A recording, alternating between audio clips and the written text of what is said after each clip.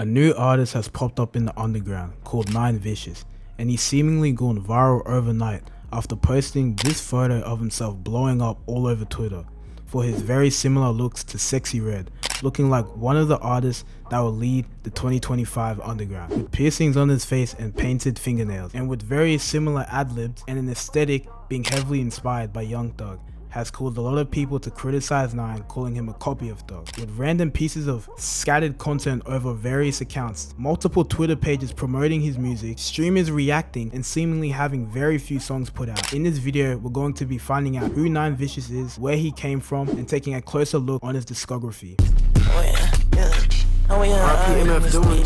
Shout out to Executive and Next Wave Underground for this video inspo. Now, I know I said we were going to be finding out who Nine Vicious is, but there really isn't much on him as of this recording. Being from Atlanta, Georgia, with his birthday being unknown, but I'm going to assume he's around 19 to 22 years old. His supposed real name is Trey Acholes, as said on his Genius website. Now, I know what you're thinking, that doesn't sound believable, and I thought the exact same thing, so I dove a little deeper, and nothing came up that seemed like it matched with Nine. Nothing even relating to his time in school. I couldn't even find any interviews or hints to how he even got his rap name. In the description of his You Fancy music video, it says styled by Trevin Acholes. The last names match, but obviously the first names don't, so I guess it's something we have to wait on as he does more interviews and more information about him comes out. Now, if you go onto his Genius profile, it says that his apparent first ever song is called Ballin', which was made in 2017. But when you look at the actual song, it says that it features Summers. At first, I couldn't find the song, but after doing some research, I ran across the song on Twitter. If this is actually his first song, I have no clue as to how Summers and Nine knew each other and created this song, but they both sound very young and the mix is not that great, so it does sound a bit believable. The earliest song of his that I could find was on the SoundCloud page called Nine Vicious Archive, and it has a song that was released in 2024 but has 2021 in the title. Listening to the song, it does have that early Narcissist Rage beat, which is what was popular at the time, so I'm going to assume this was his first known released song other than Ball. The first official song posted to his main SoundCloud account titled I Love You and I'll NVAA, I don't fucking know. Posted 2 years ago, assuming from 2022 to 2023, both produced by Mayday. And these are actually really solid tracks. She don't love me. Go back to what I had with you, baby. I never go back to what I had with you. With the beats having that futuristic bounce to it, which again, what was at the time working. The vocals being mixed decently well, his flows matching with the beat, and at times, he was actually floating on the beat. And his use of ad-libs is also very present, even in these earlier songs. He would then seemingly go 2 years without dropping a single piece of music or content, which I could find. I even tried searching for trailers or old Instagram pages, but I couldn't find anything. I guess that it's best to assume that he deleted everything that he did in between then. And scrolling back on his Instagram to his first available post, which dates back to July 4, 2024, as the comments on the post make it sound as if these people were already tuned into his music for a little while before this post. But as for the song itself, titled Don't Judge, it's not available anywhere. He would then drop another video for the song Hubby, but this is also gone, leading to his first official release being You Fancy.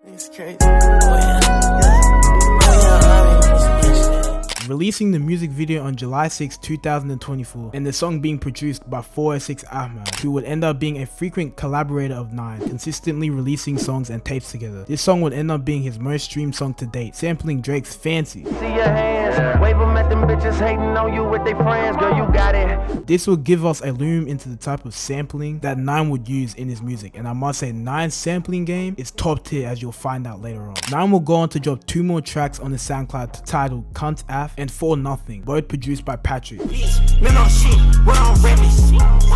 a job. Oh, you classy. Oh, you nasty. Good tracks again, very Thugger / Cardi heavy vibes, but great tracks nonetheless. He would then go on to drop a music video for his song titled You Bad, produced by 406 Ahmad, and later releasing it on Apple Music and Spotify. You bad. Oh, you rich. Oh, you sad, huh? In the music video, this would be one of, if not the first time, that he would tease the concept of his project Tumblr Music, with it in the beginning of the video in the corner of the screen. I guess he's building the whole Tumblr 2010 quality aesthetic with the girls dancing in front of the flag and whatnot, and teasing the project in general. His next released on all platforms would be All Facts, produced by Ahmed, including a music video released on his main channel.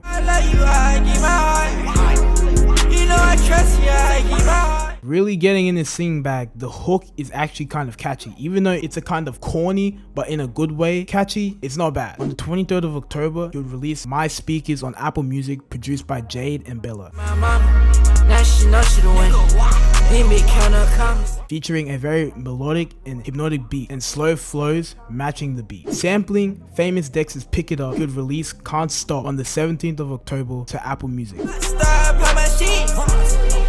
I'm a pop star, hearing that sample took me back to like 2018 when I used to bump Dex. That song was hitting. From what I could find, on November 19th, Nine would link up with YSL signed rapper 1300 Saint for the first time on camera. At the time of this recording, it's not officially announced, but there are rumors that Nine is actually signed to YSL. I had scrolled past the picture on Twitter with Nine messaging someone saying that he was in the studio with Doug and they apparently both have music together. There are also people on Twitter going back and forth saying he is YSL, some saying he's not, but in his songs, he does say that he is YSL, and he does throw up the YSL sign. His relationship with 1300 Saint, who was signed to Doug, as well as playing a lot of homage to Doug. He probably has talked to Doug or even other YSL members on the phone. And maybe as of this recording, they're probably just waiting to officially announce it. But it's safe to assume he is YSL. Nine would then continue to drop the music video for his song called Hearted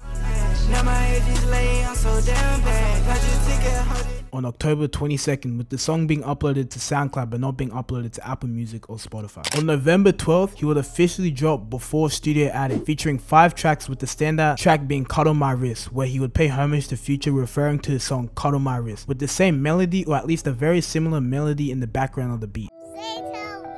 Cuddle my wrist, cuddle my wrist. With 4 out of the 5 tracks being produced by Ahmed, the EP features transitions between songs which are actually very well done. The production of this project gives us an insight into what to expect on his mixtape titled Studio Attic. Now gearing up to drop his mixtape Studio Attic, he would get his Instagram live posted on Twitter by Hero, a hip hop page on X. He previewed a song of his upcoming tape, and the live will get over 100k impressions on Twitter, building the hype even more. What the word is?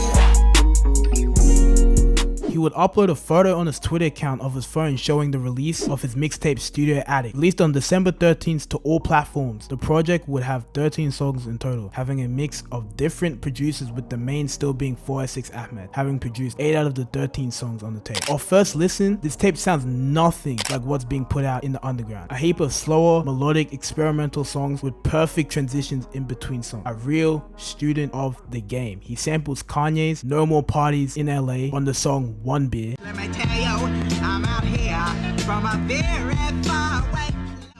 I'm out here from a very far away. My personal favorite track on the tape is The Truth. My first listen of the song is what really made me click with Nine Vicious. Every day I think about you.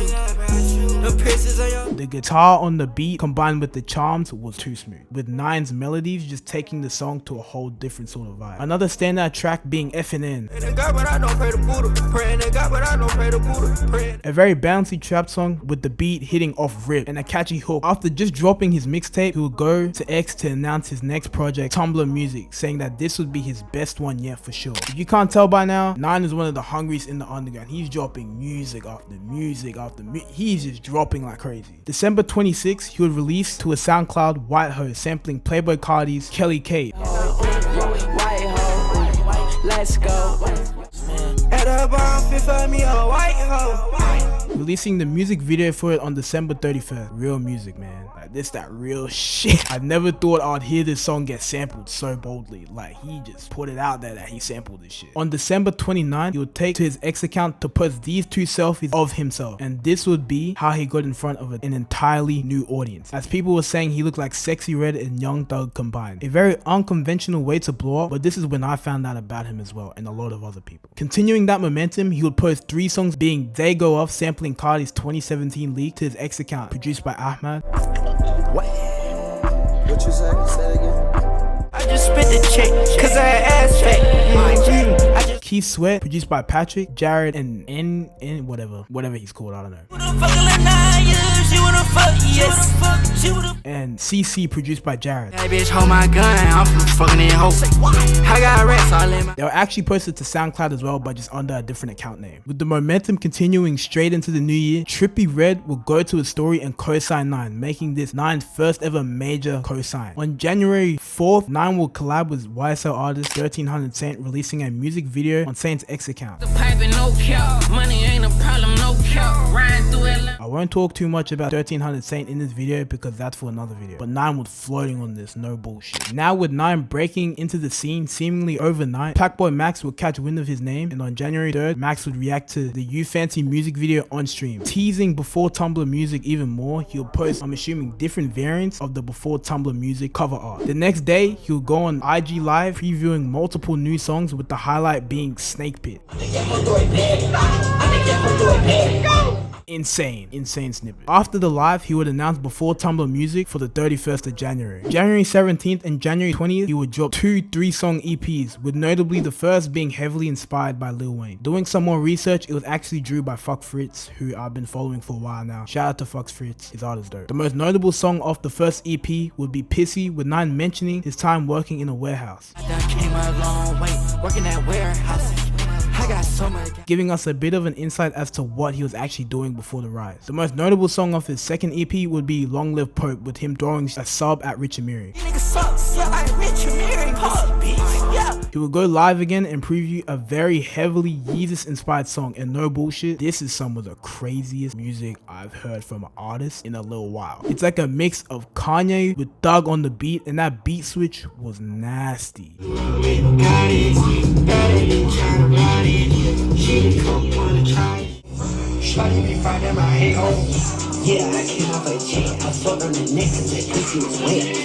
Going to his X account, he posted the official cover of Before Tumblr music, paying homage to Prince in the cover. On January 23rd, he releases a 4-song long track titled Homage, where he takes a direct inspiration from Thug's iconic Barter 6 cover. My personal favorite track out of the 4 would be the third, and without explanation, I don't really need to say why, it talks for itself. This beat is just crazy.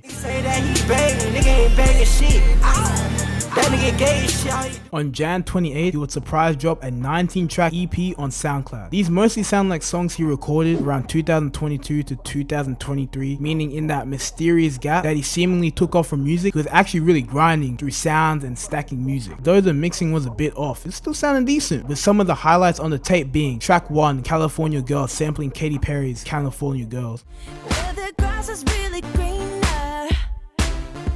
Too much. Fuck down, little nigga. He ain't got no cash. And the Killers freestyle, which was just like, bro. They try to run my house. I like spare fat. Yeah, they right in my. I'm going to give a fuck out of cop. Fuck. I got my big give a fuck out of. This motherfucker, like, can he miss? I don't know if he can miss. And 2022, which does sound very similar to his first song, with the same sort of like beat. I'm calling this bluff. My pocket they stay on buff. Your pocket they stay. My life story, I really made it out. I dropped fancy 5 months ago, I came in hot. The long-awaited Before Tumblr music will drop on all platforms on the 31st of January. A 5-song EP featuring snippets that he previewed on his Instagram lives. Multiple Twitter pages would post about Nine and his release, boosting his notoriety, only bubbling up his name even more ahead of his upcoming project, Tumblr Music. Now, this project, Before Tumblr Music, I must say, is a solid 10 out of 10, no bullshit. His transitions, like, just leveled up even more. These are some of the best transitions I've heard from an artist, with these even competing of the likes of like Lil Tecca's transitions. In this EP, he would also drop his highly anticipated snippet Snake Pit, titled Slime Business, being my personal favorite track.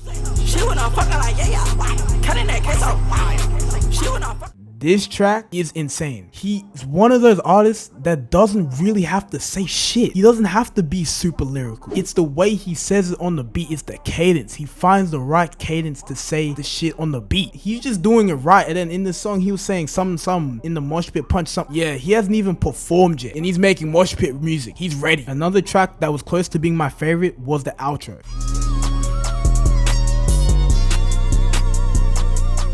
This song is just beautiful. It's one of those songs that just motivates you but makes you reminisce on the past. Now, I'm not a music expert, but I've listened to rap like my whole life. 9 understands music. I don't make music, but I feel like he does understand music. He's not saying too much on the beat. He's just letting the beat read and letting the song take over. With 9 seemingly coming out of nowhere and taking over the underground by storm, being affiliated with YSL, garnering millions of views across all platforms in a matter of months. He's completely separated his sound from everyone else in the underground. A real student of the game, he's taken inspiration from many different artists and blended it into his own swag, which right now might get hated on, but in years to come will be appreciated greatly. And to think he hasn't even dropped Tumblr music yet is insane. We just gotta wait and see the impact that has. Dropping non-stop, I guess you could really say he is a studio addict. Hair done. Sitting on the toilet, shitting on y'all niggas. Shitting on the pussy bitch. Cause the pussy bitch get shit on. Your hoe get fucked.